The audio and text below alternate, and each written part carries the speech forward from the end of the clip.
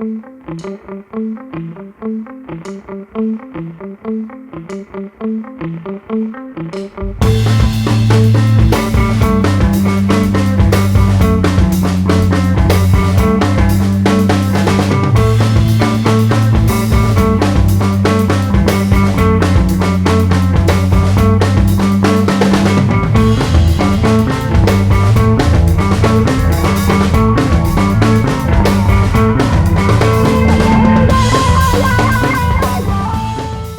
is always, 6 years into holding these events and running these startup competitions, one of the nice things and rewarding things for me has been to have watched a lot of these companies grow. And so we've had Thumbtack come up here. Thumbtack was our first winner.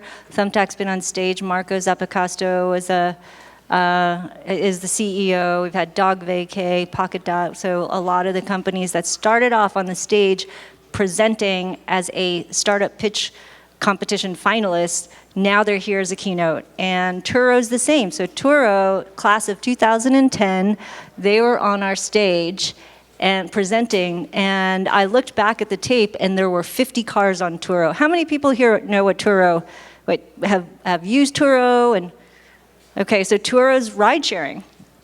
And I'll let Andre talk about that. But Turo had 50 cars on their stage. They didn't even have, I think they had a couple $100,000, and now you've raised $100 million, so a few more zeros. And so it's so exciting to see you have grown the company so much. Thank you. Yeah, it's been really a fascinating ride, and there's been just incredibly important moments like the one that you're recollecting back in 2010. I joined the company actually as CEO and took over from Shelby Clark, our founder, a little bit less than a year after that moment. And I've been with the company now for 5 years, so since 2011, September 2011. And over the last 5 years, we went from those 50 cars to now we have tens of thousands of cars across all of the US. Across of Canada now. We launched in Canada earlier this year, in April of this year. And we're getting ready for further international expansion. If you haven't used Turo, find me afterwards. Steve and I will set you up with some travel credit so you can try out Turo for your next trip. What we do is we have built a platform that enables people to share their cars when they're not using them. And it starts with the understanding that we have a lot of cars out there, 300 million almost in the US, 1 billion worldwide. Those cars are heavily underutilized, if I can use that combination of words. We have stats that indicate that they're used around 4% of the time. Yet, cars are important assets that people own. They're expensive to own. They depreciate over time, and they've always been a cost center for car owners. And with the advent of Turo, we have transformed the car from a cost center into an earnings engine, and in fact, to a profit center for many of our users. The average host today, when we look at the data, when you list any kind of car across practically any location in the US, you effectively get a free car by sharing it roughly 8 to 9 days a month. That covers everything from a modest Honda Civic to a more upscale BMW 3 Series to kind of top-of-the-line Tesla S or Tesla X. I've been renting out my cars for the last 5 years. I'm renting out currently my 911 and my Tesla X. And sometimes I have to just block off the calendar so that my car can stay with me for a few days. But you paid that with cash. No, I'm kidding. So no, really, how much are you renting your Tesla? So the Tesla, so I was the very first Tesla X on Turo. So I was very excited. I was determined to be the very first Tesla X on Turo. And so I got it pretty early, and it's been out there for 6 months. I'm renting it out for around $450 a day. Wow. And is it a daily yes. rental? So the way people use Turo is they book for a day minimum. Wow. Our trips on average are around 5 days. So people use Turo for their vacations, for their weekends. We've got lots of local travel, national travel, international travel. And if you download our app, you'll see incredible diversity in the cars. Everything from we like to say everything from an A3, an Audi A3, to a BMW Z4, and everything between the A and the Z. And the diversity of this offering makes it really great for any kind of trip and any kind of budget. You can get a car for $450, like this Tesla X, or you can go for a very basic $25 a day car. All of that. The Tesla X makes it very unique, but can you go, because where can you go to rent a Tesla X? I mean, you can't go to a typical car. Right. That's also what makes Turo unique, is that we've got that diversity of makes and models, and the vast majority of the things that you find on Turo you can't find anywhere else. And the traditional car rental fleets, they tend to focus on rationalizing their fleets around 8 or 10 models that they buy in tens of thousands or hundreds of thousands of units for cost reasons and economic reasons. We, on the other hand, since we don't manage the fleet ourselves, we're a platform like eBay, like Airbnb. We love to have that diversity. We love to have that.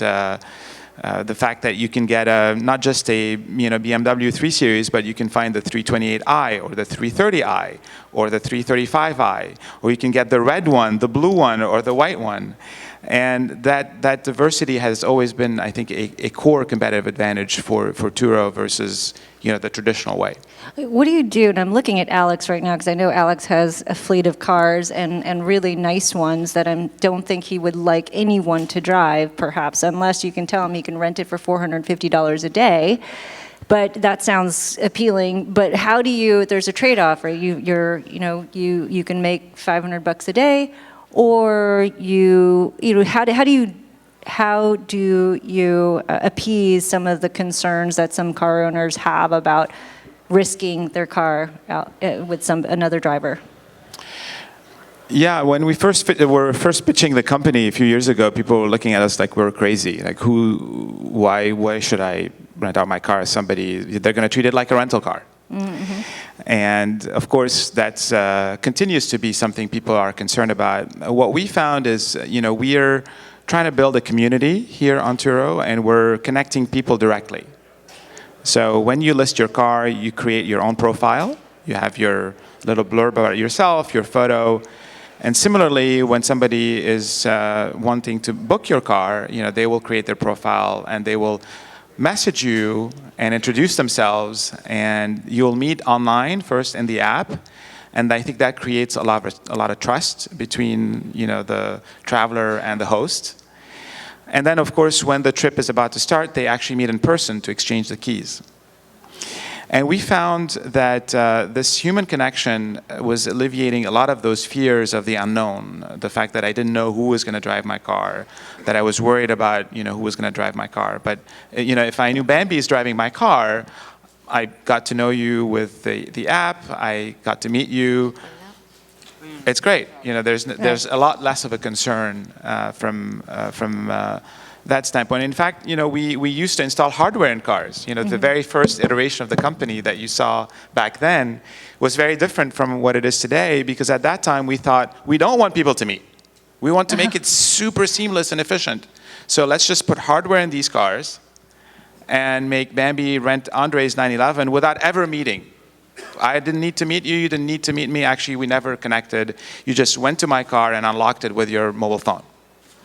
When we were trying to do that, and we tried hard to make that model work. 2 years. We tried 2 years to do that. We realized the barriers were practically insurmountable. People were not ready to just trust that without even knowing that everything was going to be fine. So the notion that this connection that you have with the car owner, car renter, that connection that you've created now that they have to meet to hand off the cars, that was sort of an upside. I don't even know if you expected that. What you were trying to get rid of was the hardware. Mm-hmm. And so what you found out was really not something that you calculated in, this human connection, or did you know that would happened? We suspected that it would help. We initially pivoted away from that hardware model for a lot of practical considerations and cost considerations. The practical considerations were that we couldn't possibly install thousands of units everywhere in the country to grow the business as quickly as we'd like it. We had to go city by city, neighborhood by neighborhood, and install a few, cars at a time.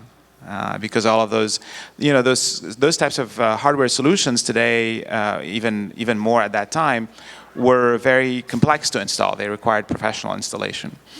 So we realized that at the pace of growth of our fleet, our virtual fleet, we just could not, get to the numbers, the volumes that we wanted to get to if we were to adopt the hardware approach.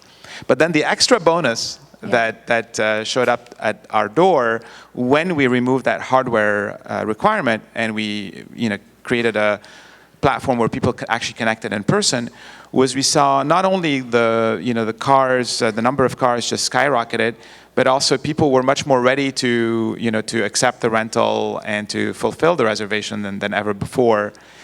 And we actually realized that a lot of car enthusiasts now use Turo. Which was also very counterintuitive. People who collect cars, who love cars, who are passionate about cars. There's tens of millions of people in the U.S. who say they're car enthusiasts. How much do they insure the car? I know on Airbnb you can get $1 million in insurance. You can buy extra insurance if you're renting out as well. But does the car owner pay for extra insurance, or does that?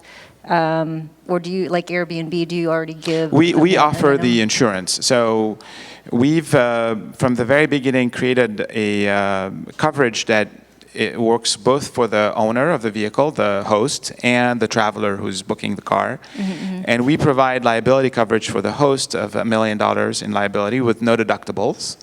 So similar to the Airbnb policy that you were talking about, except that we had it 5 years ago and they launched it a couple of years ago. Do some car owners also opt to buy additional coverage, or? They don't. I mean, they may. We don't know. But they don't have to. Yep. And personal coverage is not going to cover you for commercial use of your vehicle. Right. Only a commercial policy would cover you for a commercial use of your vehicle. So our policy is a commercial policy and covers both the traveler and the host. And it was a big part of making people feel also safe and secure, that if there was an accident, that their policy was not going to be impacted. We've also put in place 24/7 roadside assistance, so that if people are worried about, hey, if I get a flat tire or if I have a mechanical failure, what's going to happen? Well, we take care of people in that situation. But going back to the dynamics of connecting people, what we found fascinating was that the car enthusiasts became kind of the very first people who started using Turo. Because of that diversity of cars, and because you can get the car that you want. We've been used to, with Hertz and Avis and all these guys, for the last decades to book a car, but not really have very high expectations that you're going to actually drive the car that you booked. So it's always so-and-so or similar. And imagine if you're shopping on Amazon and your package shows up and you don't actually get what you bought. You get something similar. Yeah. We got used to it. I like that. Well, car enthusiasts don't like that idea, and so they've loved Turo because what you book is what you get, what you drive. Right. And they've also been early adopters of Turo as hosts, listing their own cars, which was very counterintuitive. And we quickly realized that car enthusiasts love cars. They spend a lot of money on cars. So Turo became a very good way to feel less guilty about all the money they're spending on their cars, because they can actually make a lot of money on Turo. Recovering it. So talking about that, you said something about that you just have to think about renting your car 8 or 9 days a month. That's 2 days, around 2 days a week. That's doable. I guess you can do without your car for 2 days for some folks. So what on average do you think that what on average are they making a month? Like on average, what is a car owner making on your platform? So it depends a lot by car. make and model. Yeah. But we have now really great data across practically every make and model in the country. Just to let me give you some illustrations. So top of the range, take a Tesla X. So this one is a bit short of a period because the X has been out only for 6 months or so. But if you look at the Tesla X, that's the top grossing car model that we have. And how much is that car? It's been. I can't afford a Tesla X, so I have no idea what a Tesla X. So you can get one. The prices vary tremendously. If you get the one that I got, which was the top of the range, it's 150K. Okay. The bottom of the range is around 70K. So there's some variation between the 70D versus the P90D with ludicrous mode, which is the one that I have. Okay. So that one goes 150,000. Yes, right. that one goes 0 to 60 in 2.8 seconds, Okay. just to give you a sense. Wow. And so that one, the Model X has been grossing net every month. And by the way, we can all relate to that because we all buy $150,000 cars here, and we plan on renting them for $500 a day. Well, I've been making around, they've been making around $1,800 a month with the X. That's the top of the range. If you look at somebody has a Prius. A Prius. Somebody buys a Prius. You're making around $450 a month. A month. Okay. Yeah. Does that cover the average monthly? Yes, the average financing of a Prius is around $300 a month. Okay. So it more than covers it. Okay, and how many times do they have to rent that? So for the Prius, it's it's around 9 days a month. 9 days a month. For the X, it's around 6 days a month. Okay. And do you see that? I mean, you probably wouldn't know, but are people doing that? Are people buying stuff and covering Yeah, a lot of people are doing what we were calling sort of a car up phenomenon. So they're buying a car that they like that maybe they couldn't afford if they didn't have any earnings offsetting the cost. Right. And they're using Turo to car up. And we have a lot of premium vehicles in our fleet. So GM is an investor, and I could see this as sort of GM sells you a car and says, "Hey, we have a deal with Turo." Is there some deal that you can work with these? Because it's great for the car owners to say this is an option for you to also sign up with Turo. Yeah, and not only GM. A lot of auto manufacturers have realized that ownership is no longer what it was. No. And it's in fact, changing a lot. we won't have ownership, according to some, at least according to the Lyft CEO, in 10 years. In 2025? That's 10 yes, years. or... Am I counting right? Well, I think that sounds a bit extreme to me, that we would have zero ownership by that time. But certainly we feel like... That would not make Alex happy. We feel ownership is changing, for sure. Many people are going to opt out of ownership and will opt into car as a service. And we think a lot of people are going to opt into this hybrid ownership model that we're promoting, which is you continue to own a car because it's very convenient and it's very safe to have your car and not be dependent on a network. But at the same time, recover the vast majority, if not all of the costs of the vehicle by sharing it. And we think there's a lot of things are happening that will just make this easier. I'd say there's at least 3 key trends that I see that are making sharing easier. The first one is the connected car. The connected car, now with a lot of the new cars, you've got an app that comes with the car. And with that app, you can do a lot of things. You can get a lot of data from the car. And you can also perform some remote controls of the car. You can remotely unlock it. You can remotely lock it. You can do a bunch of things. And we're really at the very beginning of all the wonderful innovation. Turn it on. Sorry? You can do that now, too. Remotely turn it on. Yeah, remotely turn it on, exactly. And we're just at the very beginning of all the great innovation. There's going to be lots of, I think, innovation, lots of apps that will leverage all the data that the car is going to produce to build amazing applications on top of and making, the car experience better, including sharing. So let me give you an example. With a connected car, we can know exactly how many miles the car traveled during the trip, right? And we could potentially move to a model where we're billing by the mile instead of having a daily rate. The daily rate is in many ways an approximation of what we actually want to bill for, which is per mile, because costs are per mile, not per day. And with a connected car, we can instantly know how many miles did this car travel during the trip, and we can just bill the traveler who rented the car by the mile. Now we can't do it today because it's hard to ask people to capture the mileage from the beginning, capture it at the end, and there's a lot of friction. So we have the simplification of the daily rate. But with a connected car, we can make it a lot more efficient for people to share their car. So your thesis is that you'll make it so convenient to share the car, to subsidize the car through sharing it, that people will opt to own the car because there's just the car is going to be so because there's no connected downside of ownership, only upside. Because you'll have the convenience of having the car when you want to, and then the other renting it out. And the downsides of owning it, which is primarily the cost, will go away. But you do believe that there will be fewer cars, or do you believe? Yeah, because I think if you share... there's been lots of reports that said the car manufacturing has peaked, but who knows, that could be... Yeah, I mean, we've recovered, as you know, from the 2008, 2009 recession, and, for the last 5 or 6 years, car sales have recovered very, very much so, and I think there were 17 million cars sold last year in the U.S., which is our highest ever. Mm-hmm. Certainly around the world, the number of new cars keeps on rising. Last year, 70 million cars were sold around the world. We added almost 60 million cars to our fleet, our global fleet. So cars, are not going to go away as we know them. It's going to be a slow transition.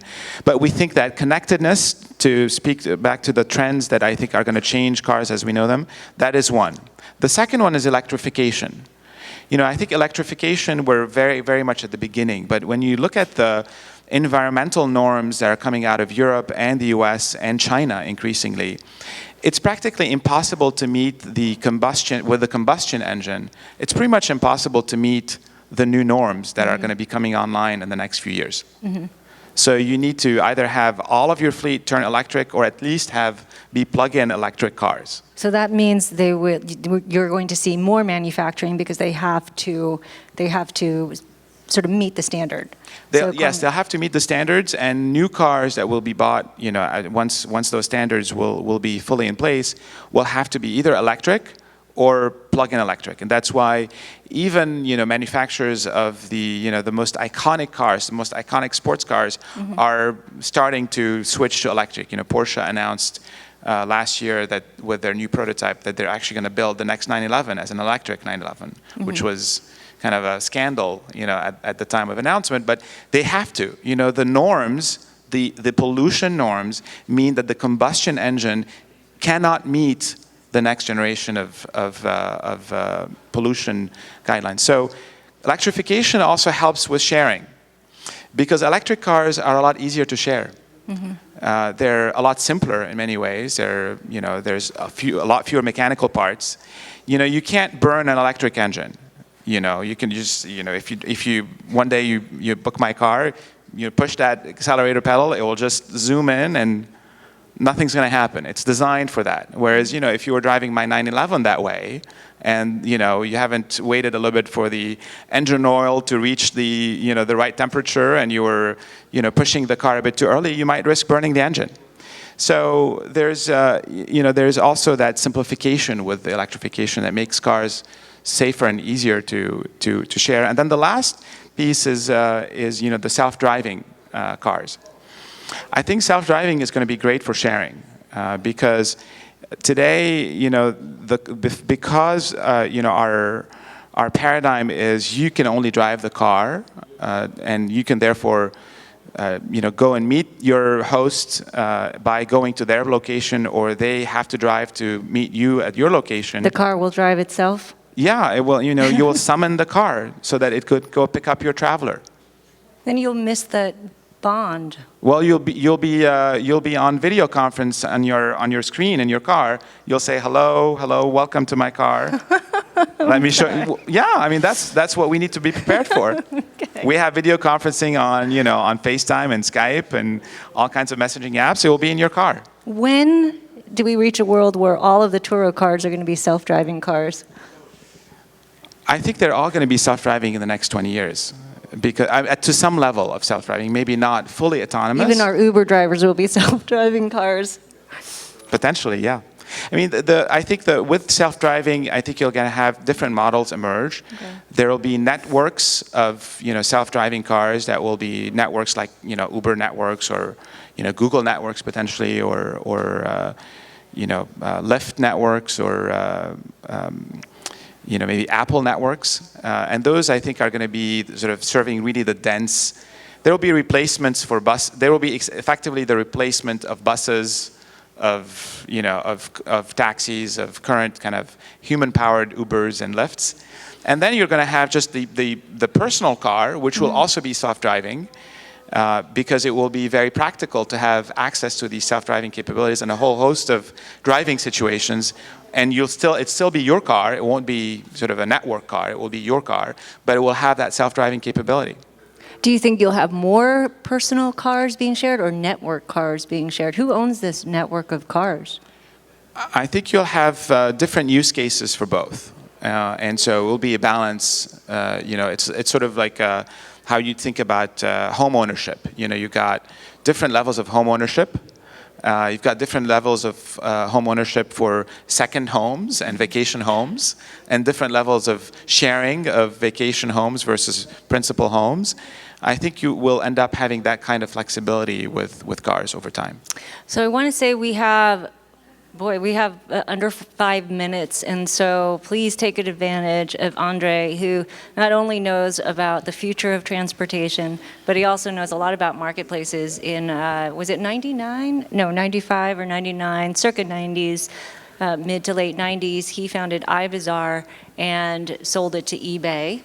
And then, so that was your first big deal, but that was one of the earliest marketplaces. Yes, we had founded that marketplace in 1999 and sold it to eBay in 2001. Right, so he's obviously an expert in understanding how to bring two sides together, so take advantage of that knowledge and have a question. So I do want to ask about that. And I know the world has changed and technology has changed, culture has changed since then, but are there any learnings that you can take away from your first marketplace to today's marketplace?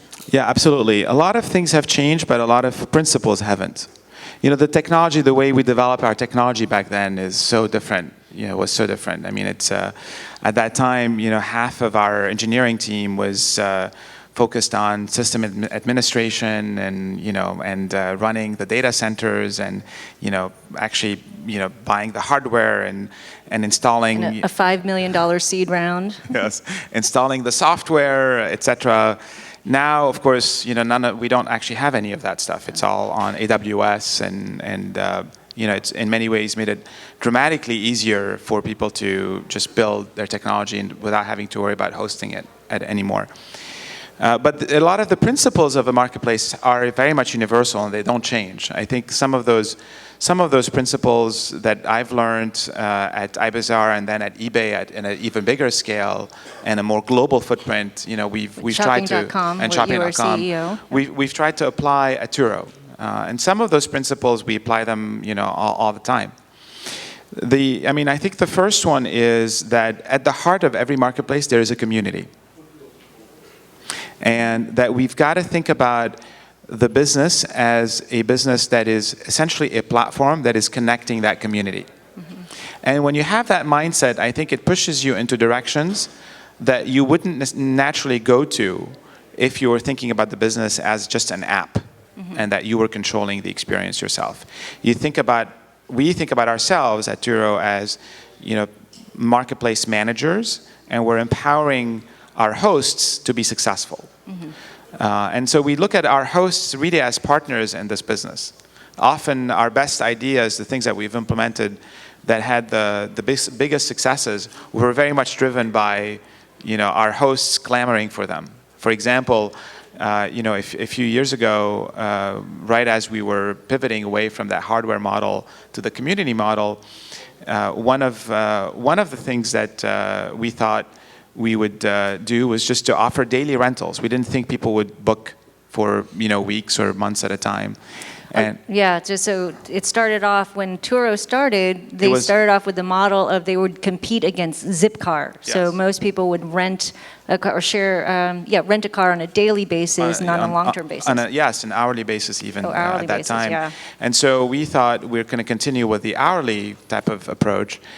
And our community was very strong in advising us to really focus on longer duration rentals. And we've switched to daily rentals. We added weekly, and then we added monthly rentals. We have people renting cars for months at a time now. And that was something that came directly from our hosts, from listening and thinking about ourselves as really empowering our hosts. Airports was another interesting, community-driven innovation. We had no presence at airports, and in many ways, we don't have any presence today at airports. Certainly not any physical presence at airports. We don't have any parking lots or, agencies or anything like that. But a couple of years ago, our community was telling us, "Hey, I'd like to be able to deliver my car at the airport. I live 15 minutes away from LAX. LAX is a huge airport. I know there's a lot of travel going on at LAX. Why don't you let me list my car as available at the airport, but I will just deliver it. It doesn't live at the airport. It's not parked at the airport. It's parked at my house, but I'm happy to deliver it." And we're like, how is this going to work? How are you going to deliver it, and then how are you going to get back home? Doesn't seem to be an idea that would be easy for people to do. But reluctantly, after lots of sort of back and forth, we meet our users in community events. We just had actually our LA event just a couple weeks ago, I think, or 3 weeks ago. And so we ended up relenting, and we launched this capability of listing your car, at airports in 2014, a couple years ago. And to our surprise and delight, frankly, I think now we have maybe 70 or 75% of all of our listings that offer delivery at the nearby airport, which is amazing. And then we extended the notion of delivery to not just airports, but to anywhere. So now you can book your Turo car and have it come to you. It comes to your hotel, it comes curbside at the airport, it comes to your house if you want to leave for the weekend. It's just made it very convenient to use Turo, and that has really turbocharged the growth of the business, and it was all driven by the community. Community-driven innovation. I like that. But I guess next time, don't be surprised if that Turo car goes to your house and there's no one in it besides a video. There's a video of the owner saying hello. But yes. that's fascinating. So the growth of, I guess we'll get to the mindset. What I'm hearing is we'll get to the mindset, the culture. We'll get to the mindset where when you think about buying a car, you also think, I can rent my car. Yeah. Even my self-driving car. Exactly. So thank you, Andre, and let's give him a hand, big hand.